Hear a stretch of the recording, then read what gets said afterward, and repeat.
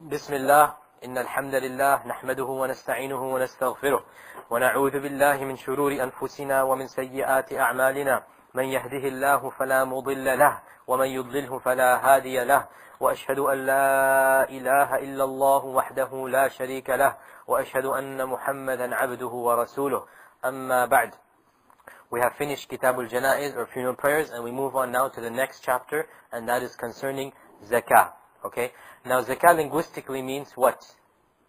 To purify, right? So we call our Zakah because of the fact that it purifies our money, and it makes it halal for us to use. And if we don't give Zakah, then our money is not halal, it's not pure for us to use. Okay? Zakah is obligatory upon every single Muslim, that is free, meaning he's not a slave, and he owns the minimum amount known as the nisab. We're going to come to what the minimum is in a little while, but he must own the nisab, the minimum amount known as the nisab. So the first condition is that he must be a Muslim. Obviously zakat is not obligatory upon non-Muslims. Secondly, he must be free, i.e. not a slave. Thirdly, he must have the minimum amount known as the nisab, right? And if you like, fourthly, he must own that object or that property in a total ownership. He must have complete ownership of what he is, what he must give the zakah upon. طيب.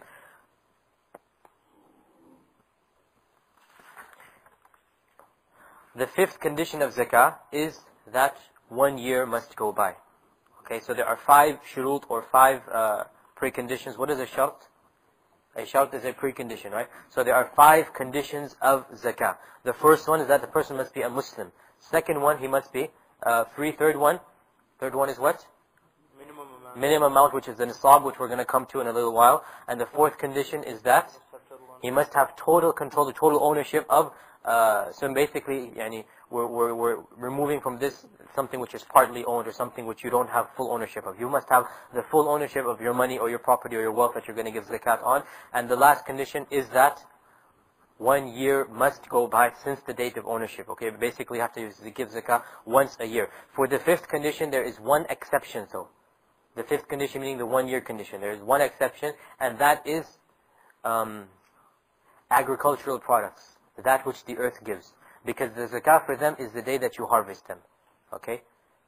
In general, zakah is given once a year, except for products that the earth produces, the fruits that the earth produces, and concerning the time period for that, there is no 1 year time period. Rather, you give zakah the day that you harvest it. Okay? So if you harvest a crop 5 times a year, I don't know any crop that you harvest, I'm just saying theoretically, then you give it every time you harvest. If you harvest a certain crop once every 2-3 years, then you give the zakah every time you harvest that crop. Okay? Apart from that, everything else you need to do or wait the 1 year for. Okay? So then obviously, we didn't mention the person must be of age. We didn't mention this, did we? Okay, why not? Because if a child owns some money, then zakah is still obligatory on that money. Even though the child will not be sinful for you not giving that money, but his parents or his guardian, for example, if he's an orphan, okay, the guardian must give zakah on behalf of that. Likewise, a madman. We didn't mention sanity in this case. Why? Because suppose a madman, he's insane, he inherits money, his father or something, that he inherits money. Well, someone, the same person who's responsible for him, must give zakah on his money. So be careful, these shurut are very important. We didn't mention sanity and we didn't mention of age. Why? Because an insane person or a person who is not of age, zakah must still be given on his money. Even though he is not obligated to give zakah because he's too young or he's insane, right? You understand the difference? He cannot give zakah, he's too young, but the person in charge of him, his father or his guardian, or his brother, whoever is in charge of him, he must give zakah on that money. Okay? Now, know that zakah is upon 4 things. Zakah is obligatory upon 4 things, for lack of a better word.